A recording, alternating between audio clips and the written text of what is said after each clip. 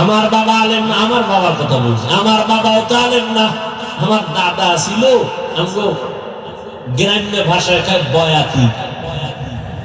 কি গাতি? বয়াতি। দাদা কণ্ঠ দিয়ে টান মারলে এলাকার সব নারী পুরুষ এক জায়গায় হয়ে যেত।